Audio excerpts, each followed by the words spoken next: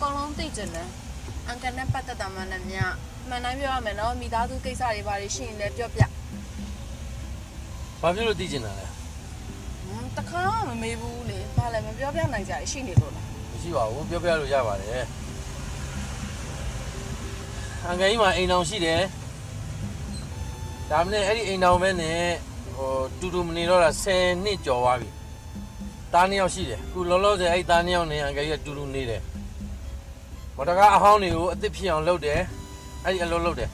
အဲ့ဟောင်းနေတာတစ်သွားအငယ်ကြီးကြိုက်တယ်အဲ့ဒါကြောင့်အဲ့ဒီအလုပ်လုပ်တာ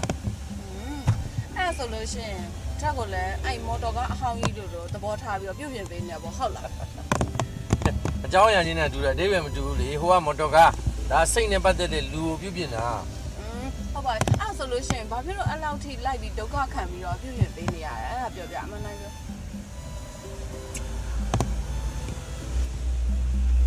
တက်မှာအခက်အခဲတွေရှိနေအန်ကယ်ကြီးကကူညီပေးခြင်းနဲ့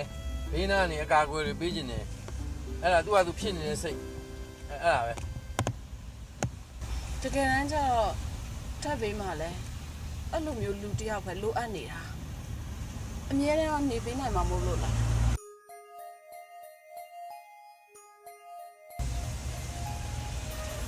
ချက်ခွင့်ပြုရင်